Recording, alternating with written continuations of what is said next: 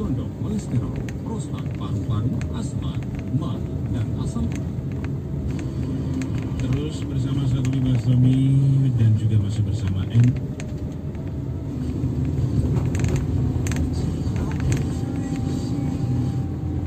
Bilakah konsumsi Prince Group dapat di radio suara utama Jalan Jenderal Sudirman?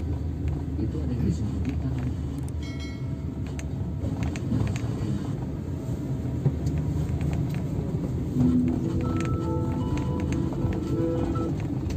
Jawab lo ya kalau kita nggak juara. Mana dong? Selamat tapi lagi nanggung.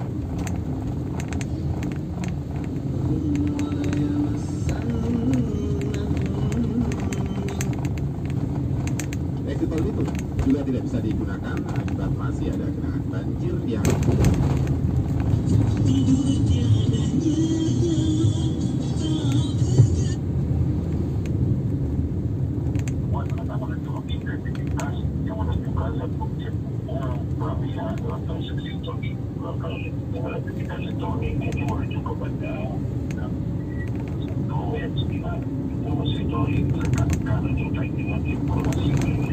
sebagai alat verifikasi atau autentikasi. Nota elektronik bukan tantangan hasil scan, mencetak dokumen sebagai tantangan biasa dokumen tersebut untuk penggunaannya memakai kopi buku, verifikasi kopi buku, bahkan melakukan pembuktian tantangan tadi tertisu, hasil memakai buku registrasi yang dilakukan. Bila hasilnya menggunakan dalam tiga password ukuran dalam bicara akan terintegrasi dalam aplikasi. Kalau organisasi untuk tentang KPU. Ya, gambaran kesuksesan penggunaan data ini membutuhkan keseriusan dan komitmen semua OPD, terutama Dinas Komunikasi dan Informatika di Kominfo.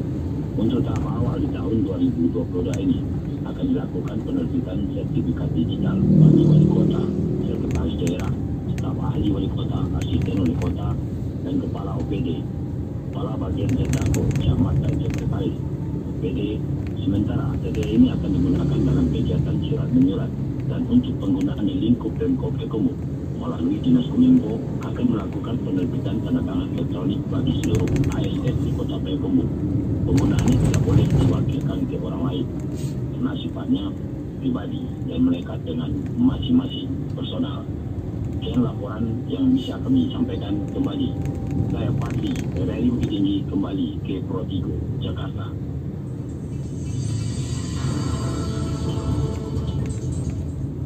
Pastikan untuk Anda tetap bersama kami di program Warta Bersama Rasul, di mana kami akan hadirkan terlebih dahulu beberapa informasi penting untuk Anda. Seperti waktu saya jadi Panglima TNI, banyak negara-negara di kawasan Asia, teman-teman saya itu berharap bahwa Panglima TNI Indonesia itu bisa berbicara kuat kepada China, kepada Amerika untuk membawa stabilitas di kawasan Laut Cina Selatan. Kenapa? Karena posisi Indonesia yang netral.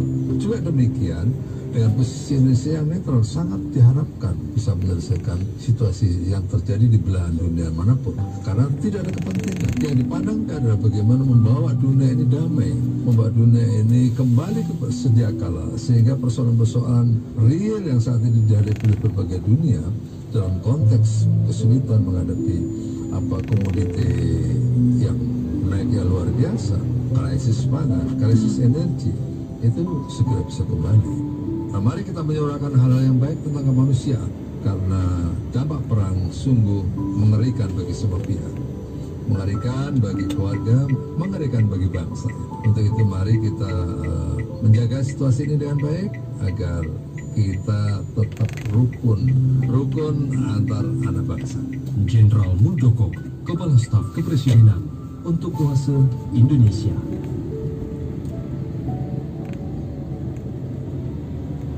Tidak pernah terbayangkan oleh kami bahwa ini adalah kelalaian paling menyakitkan bagi kami. Kami kurang peduli untuk mengimunisasi bayi kami. Ini bukan persoalan yang boleh terus diabaikan. Kami abai memberikan imunisasi PCV pada buah hati kami. Hingga radang paru menyerang buah hati kami. data menunjukkan radang paru atau pneumonia merupakan penyebab utama kematian pada anak di Indonesia. Setiap harinya 2 sampai 3 anak meninggal disebabkan radang paru atau pneumonia. Ayo, berikan imunisasi PCV pada anak usia 2, 3, dan 12 bulan, serta lengkapi imunisasi lainnya di posyandu, puskesmas, atau fasilitas layanan kesehatan lainnya. Pesan ini dipersembahkan oleh Kementerian Kesehatan Republik Indonesia. Salah satu tempat wisata populer di Bali, Garuda Wisnu Kencana Cultural Park, akan menjadi salah satu tempat untuk acara makan malam para delegasi KTT G20. Tempat wisata yang memiliki patung karya seniman Nyoman Nuarta ini akan dikunjungi saat kegiatan pada 15 sampai 16 November 2022 mendatang. Oleh karena itu, Presiden Joko Widodo didampingi para menteri, salah satunya Menparekraf Sandiaga Uno, meninjau lokasi tersebut Jumat 25 Maret 2022. Tak hanya menjadi tempat wisata yang berperan penting di mata dunia, Garuda Wisnu Kencana di Badung ini memiliki sejumlah fakta unik yang menjadi daya tarik. Dilansir dari web resmi Taman Budaya Garuda Wisnu Kencana, patung GWK menggambarkan Dewa Wisnu yang sedang mengendarai Garuda. Dalam mitologi Hindu, Dewa Wisnu dianggap sebagai pelindung alam semesta. Dewa Wisnu didampingi oleh hewan Garuda yang melambangkan penuh kesetiaan dan pengabdian. Sementara itu, Kencana berarti emas dan keduanya dihiasi dengan mahkota mosaik emas. Tak hanya itu, Garuda juga merupakan lambang negara Indonesia dan mewakili kebebasan. Patung dan alas Garuda Wisnu Kencana memiliki tinggi 121 meter dengan lebar 46 meter berkat rentang sayap Garuda. Sebagai perbandingan, patung GWK mengalahkan tinggi patung Liberty di New York, Amerika Serikat yang mencapai 93 meter. Oleh karena itu, patung GWK termasuk dalam daftar patung tertinggi di dunia, tepatnya di posisi ketiga setelah Statue of Unity di India dan Spring Temple Buddha di Cina.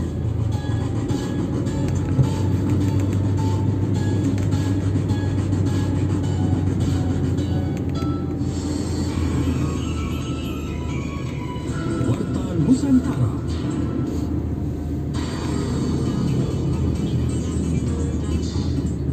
Terima kasih kepada yang masih setia bersama kami di Warta Nusantara sore kali ini. Selanjutnya kami akan ajak Anda untuk menuju ke wilayah Pontianak, Marinar. Wakil Gubernur Kalimantan Barat Ria Norsan berpesan pemilu damai sebagai perangkat persatuan. Menurut kami dari MRI Pontianak yang ada Syahrul Sani melaporkan selengkapnya. Syahrul. Ya, Syahrul. Ya baik, terima kasih. Pendengar, pemilu yang damai memerlukan konsistensi dan komitmen dari para kontestan pemilu itu sendiri.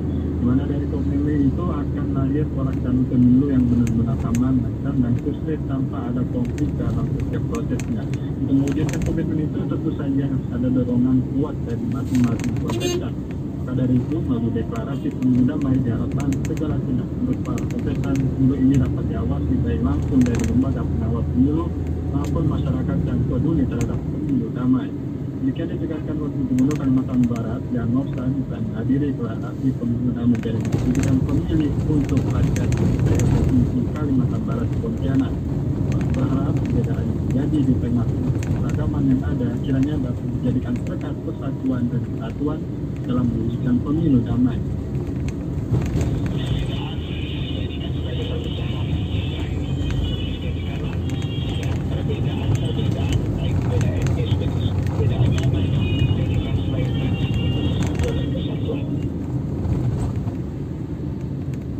Bersama-sama juga Koordinator DPR Kalimantan Barat sampai di Darmawan mengungkapkan kampanye deklarasi pemilu damai yang digelar merupakan salah satu program antisipasi konflik pemilu mendatang. Saya memerintahkan diri untuk melakukan langkah-langkah pencegahan agar situasi pemilu di tahun 2024 mendatang bisa terjadi wilayah Kalimantan Barat. Dilanjut, Edi menyebutkan bahwa dengan deklarasi pemilu damai ini para kontestan dituntut untuk memegang teguh komitmen yang sudah disematkan.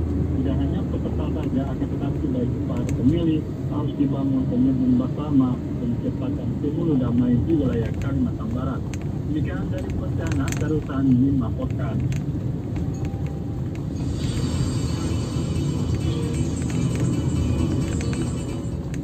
Pendengar, Dompu membangun hotline darurat untuk respon cepat penanganan kesehatan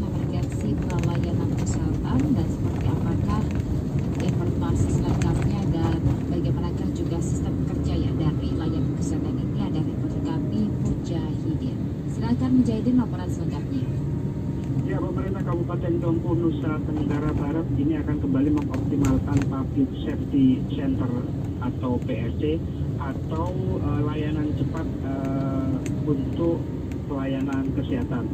Layanan cepat kesehatan ini sebetulnya sudah digagas dan dijalankan sejak tahun 2011.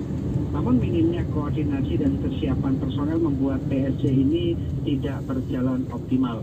Kepala Dinas Kesehatan Kabupaten Dompu, Maman, mengatakan PSC dengan nama 119 Cara Pasaka ini mulai dijalankan optimal di tahun 2023. Gedung lantai X Puskesmas Kota yang dimanfaatkan untuk pelayanan praktek bersama dokter nanti di lantai 2-nya akan menjadi sekretariat dari 119 PSC Cara Pasaka ini.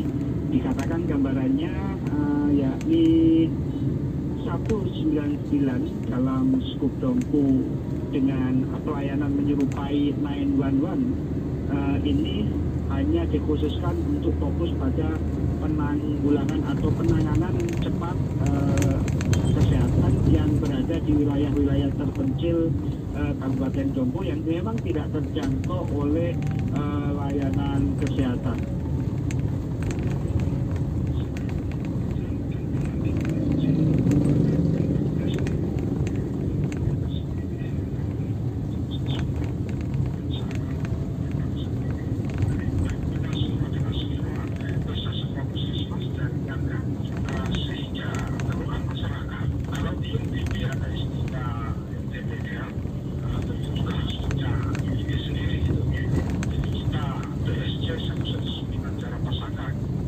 Jika dirasa kasusnya mampu ditangani oleh puskesmas maupun pustu, ini pasien-pasien yang berada di wilayah-wilayah terpencil ini akan dirujuk ke puskesmas maupun puskesmas pembantu di masing-masing desa. Namun jika kondisinya memang perlu penanganan yang intensif, maka tim dari PSC ini akan membawa langsung pasien yang butuh perawatan ini ke layanan kesehatan lanjutan. Tidak hanya layanan kesehatan, PSC nantinya akan bekerjasama dengan OPD dan instansi lain seperti BPBD, Dinas Sosial, dan BPJS Kesehatan. Penanganan dengan melibatkan instansi lain ini untuk memberikan kemudahan pelayanan.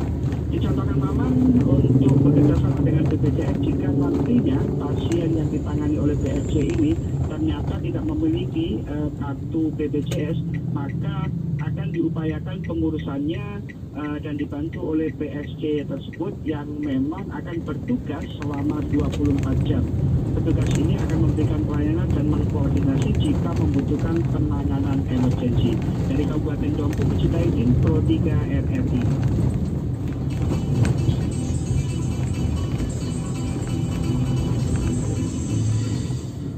Pedagang pendaftaran P3K guru di Kota Bengkulu dikabarkan secara tiba-tiba sudah ditutup. Seperti apa informasi selengkapnya, ada rekan kami Antonia Sinaga dari RRI Bengkulu. Antonia. Ya, Antonia. Ya, Andela, Kepala Dinas Pendidikan dan Kebudayaan Kota Bengkulu, Fahmi Al-Nur, secara tiba-tiba menyatakan tahapan seleksi administrasi pegawai pemerintah dengan perjanjian kerja atau P3K khusus tenaga guru di Kota Bengkulu sudah ditutup kemarin pada tanggal 14 November 2022 dengan jumlah pendaftar 804 orang dari keseluruhan pendaftar berjumlah 1.200-an orang. Pernyataan tersebut mengindikasikan seleksi P3K Kota Bengkulu dilaksanakan secara diam-diam tanpa terekspos ke publik. Pasalnya baru pada hari Jumat lalu di tanggal 11 November 2022 ketika media mengkonfirmasi perkembangan pelaksanaan seleksi P3K di Kota Bengkulu kepada Wakil Wali Kota Bengkulu Dedi Wahyudi. Usai menghadiri acara hari ulang tahun SMP Negeri 2 Kota Bengkulu, orang nomor 2 di jajaran Pemda Kota Bengkulu itu menyatakan masih tahap pendataan honorer yang dikoordinasikan ke masing-masing kepala dinas yang diproyeksikan mendapat kuota P3K di Kota Bengkulu, yakni Dinas Pendidikan dan Kebudayaan, Dinas Kesehatan serta Dinas Pemadam Kebakaran dan Penyelamatan. Untuk mengantisipasi honorer daerah tidak terdata yang terdapat kehilangan hak ikut seleksi nantinya.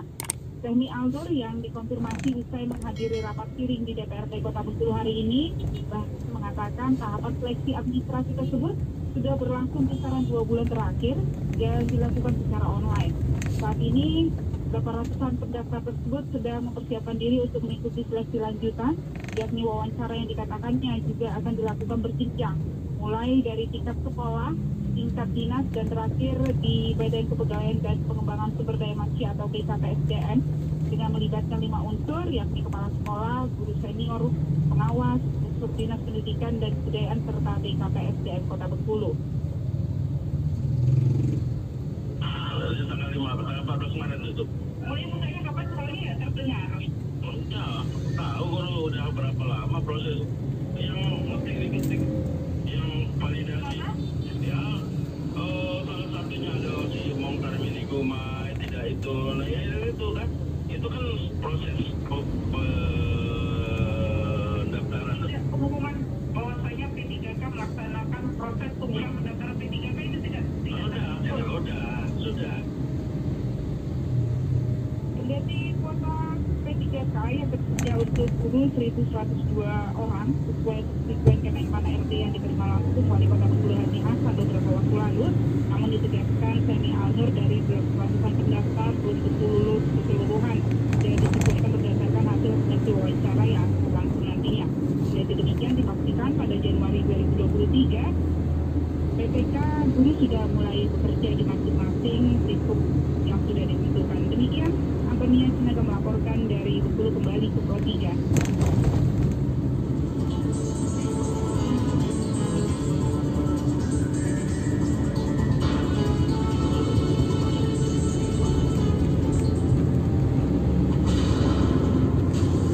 Dari negeri yang penuh keragaman dan kekayaan budaya, ribuan pulau, ratusan juta jiwa menyatu dalam harmoni. Bergerak selaras dalam derap langkah dunia, membawa kesetaraan kesehatan untuk semua.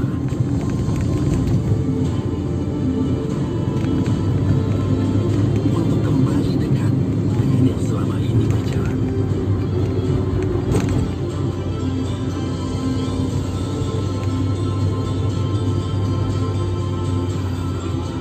Dengan perubahan dan kerjasama, Indonesia mengajak dan memimpin dunia untuk melangkah bersama.